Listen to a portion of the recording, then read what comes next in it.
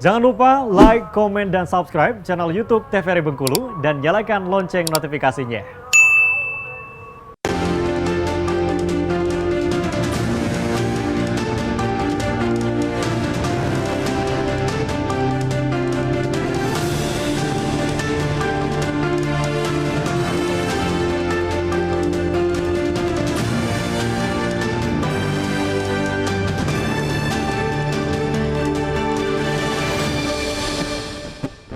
Baik pemirsa, kembali di Berndo TVRI Bengkulu untuk edisi hari ini Selasa 8 Agustus 2023 dan masih bersama saya Khairul Fahmi dan juga tema kita mengenai pemanfaatan energi terbarukan bersama dengan narasumber. Yang pertama ada Bapak Alex Surapati selaku akademisi Universitas Bengkulu dan juga ada Mbak Olan Rahayu selaku Direktur Program dan juga Juru Kampanye Energi Kanopi Hijau. Kita beralih dulu bersama dengan Bapak Alex Surapati ini.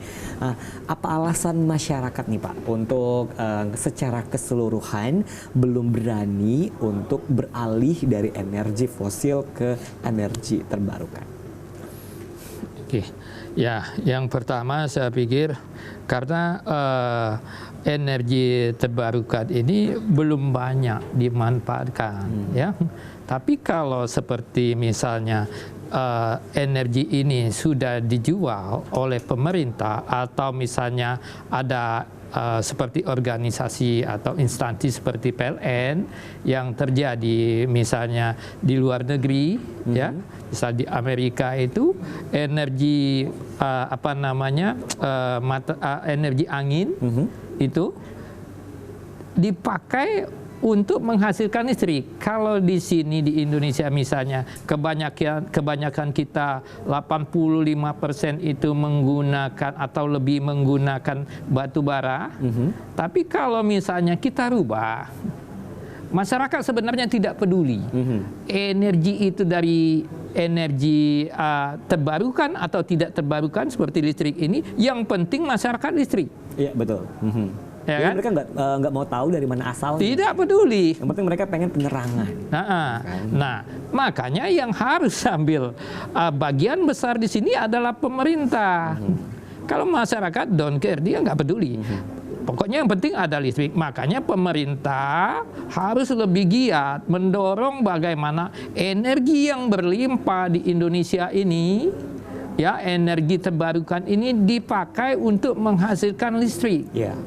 Nah, kita berlimpah energi sekarang, ya, seperti Bengkulu ini saja sebenarnya agak ngomong keluar dikit ya. Bengkulu ini saja PLTA Musi itu 210 megawatt. Itu lebih untuk kita Bengkulu, karena Bengkulu ini terus terang saja kita tidak punya apa-apa, kita tidak punya industri besar, pabrik-pabrik besar, kita cuma penghasil. Nah, seharusnya dengan listrik besar itu ada dampak ekonomi yang berkelanjutan. Misalnya hasil listrik tadi dibuat pabrik, ya, misalnya pabrik Bengkulu banyak karet, banyak sawit. Karet misalnya bagaimana dibikin ban. Kan butuh tenaga kerja, butuh listrik. Kita listrik berlimpah. Jadi kalau ngomong energi ini panjang. Sawit, kita ada sawit cuma batas jadi apa? CPO. Yeah. Mengapa kita tidak bikin sampai minyak goreng, sampai sabun, sampai produk turunannya yang lain memakai listrik kita sendiri? Ini kita Bengkulu cuma menghasilkan listrik, kemudian listrik kita itu kita sebarkan ke Jambi, ke Lampung, ke Sumatera Barat. Ya, jadi pertanyaannya, apa yang didapat oleh Sungai Bengkulu yang dialirkan untuk menggerakkan turbin menghasilkan listrik itu? Apa yang kita dapat? Oke. Jadi itu ya, jadi belum ada manfaat. Jadi itu beberapa alasannya ya Pak ya? Sebenarnya kalau alasan ditanya apa sebab masyarakat belum menggunakan energi terbarukan, banyak menggunakan energi terbarukan, masyarakat itu tidak peduli energi itu listrik didapat dari mana. Asalnya. Yang penting ada listrik. Makanya saya bilang pemerintah di sini terutama ya pemerintah daerah ya di Bengkulu ini bagaimana supaya energi terbarukan di Bengkulu ini tidak menjadi angin saja, Betul. lewat saja. Betul. Tapi boleh lewat, dia menggerakkan kincir dulu, jadi listrik, jadi uang.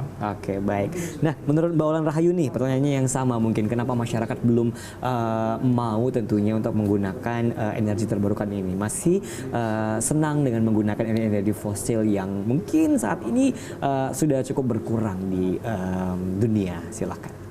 Ya, balik lagi tadi gitu kan. Sebenarnya itu bukan di sisi masyarakatnya gitu kan. Kalau kita lihat di sisi masyarakat, ada di beberapa wilayah contoh kasus gitu kan. Misal di desa dusun air kuro gitu kan di Kabupaten Bengkulu Utara, mereka itu swadaya gitu kan untuk membuat turbin dari air tadi gitu kan, memanfaatkan itu gitu kan. Terus ada juga di Lebong Tandai gitu kan. Jadi kalau kita melihat bahwasanya ya satu sisi tadi masyarakat yang kreatif gitu kan, dia memanfaatkan, tapi satu sisi tadi betul kata Bapak gitu kan, ya dia tidak peduli, yang penting listriknya sampai di rumahnya gitu kan. Kita melihat lagi dari sisi kemauan pemerintahnya gitu kan, bahwasanya tadi kita melihat penggunaan energi fosil ini kan besar-besaran gitu kan. Kalau contoh kasus kita ada yang di Pulau Ubay di PLTU Teluk Sepang gitu kan, listrik kita sudah surplus tapi tetap saja itu didirikan gitu kan. Nah ini pertanyaan besar gitu kan. Jadi emang kecanduan terhadap batu bara emang luar biasa gitu kan. Dan ini tadi kalau misal kita lihat justru ini ada bukan wacana sih yang dilontarkan gitu kan, bahwasanya kalau menggunakan energi terbarukan itu tuh biayanya mahal gitu kan dibanding kalau menggunakan energi fosil batu bara. Padahal mahal untuk biaya terbarukan katanya gitu kan. Tapi kalau kita lihat gitu kan, mereka bilang energi fosil itu murah karena biaya lingkungan tidak dihitung gitu kan. Biaya lubang tambang tadi, masyarakat yang terkena dampak gitu kan untuk kesehatan, mereka akan berobat sendiri gitu kan. Tidak ada diobati oleh negara gitu kan. Tapi itu tidak dihitung. Mereka hanya menghitung biaya produksi dan biaya keuntungan gitu kan.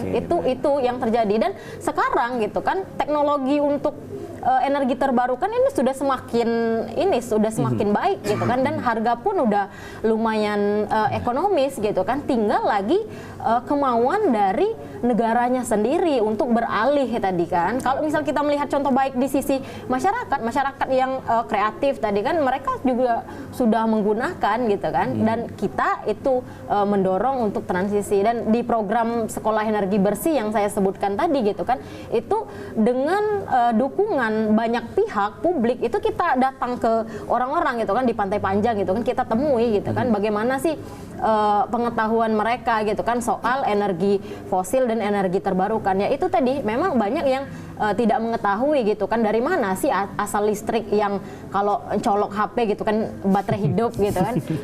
itu yang terjadi gitu kan. Banyak juga yang mendebat tim kami gitu kan di lapangan gitu kan. Jadi di situ kita memberikan edukasi gitu kan, bahwasanya ya kita harus berhenti dari energi fosil batu bara dan beralih. Nah, dari dukungan itulah kita berhasil gitu kan memasang panel surya. Ini contoh baik gitu kan. Kita mau memperlihatkan ke masyarakat dan terutamanya sebenarnya ke pemerintah gitu kan. Dengan dukungan publik itu bisa loh memanfaatkan atau membangun energi terbarukan dari matahari gitu kan. Apalagi pemerintah yang punya kuasa gitu kan. Itu yang kita sampaikan. Maksudnya edukasi di sekolah energi bersih itu kita mau memperlihatkan bahwasanya ya dukungan publik, dengan publik sadar gitu kan, itu kita berhasil bisa memanfaatkan, dan sekolahnya pun sekarang sudah mendapatkan manfaat gitu kan. Dari salah satu contoh itu pembayaran listriknya sudah mulai berkurang gitu. Baik, berarti tinggal lagi ke pemerintahnya ya. Baik pemirsa, kita akan jadikan kembali tentunya tetap bersama kami di Bendut TVRI Bengkulu.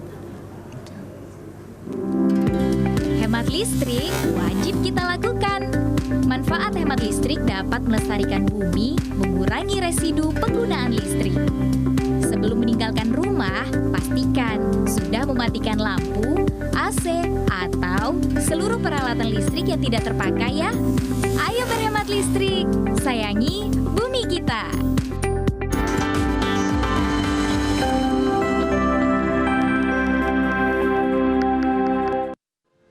Update skill kita, saya itu lewat belajar di YouTube, sempat juga ikut salah satu kursus. Jadilah wanita yang kuat, jadilah wanita pemberani yang berani melakukan perubahan, serta wanita yang tidak pernah mundur. Waktu malam itu kayak kacang goreng gitu. Langsung ya.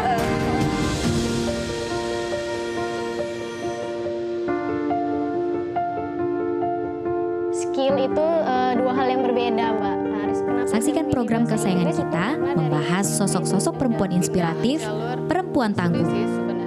Hanya di TVRI Bengkulu.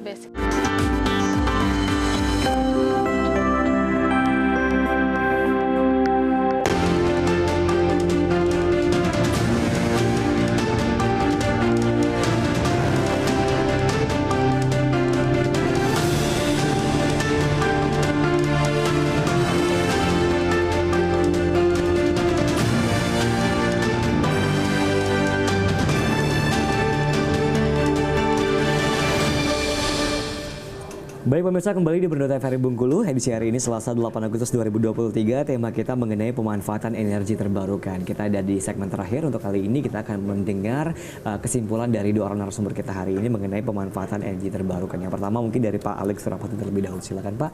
Sedikit saja tentunya untuk kesimpulan kita hari ini tentang pemanfaatan energi terbarukan. Silakan. Oke. Bengkulu berlimpah dengan energi terbarukan. Jadi saya harapkan atau di sini merupakan kesimpulan mengapa energi terbarukan itu tidak dimanfaatkan secara maksimal. Sementara energi yang tidak bisa terbarukan, contohnya batu bara, itu dikeruk habis-habisan. Nanti suatu saat itu akan menjadikan bumerang untuk Provinsi Bengkulu, akan berlubang-lubang, kemudian akan terjadi longsor dan segala macam bencana, dan akan mengakibatkan turunnya kualitas kesehatan masyarakat. Maka kalau menurut saya energi terbarukan yang berlimpah di Bengkulu ini harus bagaimana caranya oleh pihak stakeholder itu mungkin bisa bergabung dengan Universitas Bengkulu atau organisasi lainnya, itu harus segera kita manfaatkan. Oke, baik. Mungkin terakhir juga silakan untuk kesimpulan dari Mbak Olan Rahayu selaku Direktur Program dan juga Juru Kampanye Energi Kanopi Hijau untuk tema kita mengenai pemanfaatan energi terbarukan. Silakan. Ya, kesimpulannya yang pertama bahwasanya kita harus berhenti kecanduan batu bara tadi gitu kan, bahwasanya pemerintah harus tegas dan menghentikan pembangunan atau berdirinya PLTU yang sumbernya itu dari bahan bakarnya itu batu bara gitu kan, dimana pembakaran batu bara ini berkontribusi terhadap emisi tadi yang berdampak kepada krisis iklim yang kita sendiri sudah merasakan gitu kan. Dan ini untuk menghentikan itu kita harus beralih ke sumber energi terbarukan. Tapi tadi pesan kuncinya adalah kita harus beralih dari energi fosil ke energi terbarukan yang adil dan berkelanjutan. Yang adil dan berkelanjutan ya. Oke, nah apakah perlu kita untuk mengkampanyekan mulai dari sekarang, ayo gunakan energi terbarukan? Ya betul, jadi kita itu menyebutkannya adalah energi bersih sekarang. Oh, gitu. Energi bersih energi sekarang. bersih sekarang. Oke, baik. Terima kasih tentunya untuk datangannya untuk Bapak Alex Surapati selaku akademisi Universitas Bengkulu tentunya, dan terus lanjutkan untuk pengembangan dari mobil hybrid nih ya Pak ya. Semoga nanti kita menggunakan nanti mobil-mobil hybrid ke depannya di tahun-tahun berikutnya. Dan juga terima kasih juga untuk datangan dari Mbak Olan Rahayu selaku Direktur Program dan Juru Kampanye Energi Kanopi Hijau tentunya ya. Dan mulai sekarang kita harus mengkampanyekan untuk pergunakanlah mulai dari sekarang energi terbarukan baik dari sumber daya matahari, angin dan lain sebagainya tentunya ya, agar energi non terbarukan ini bisa menjadi kekayaan simpanan bagi negara kita pastinya ya. Baik, saya pamit, terima kasih. Assalamualaikum warahmatullahi wabarakatuh dan sampai jumpa kembali.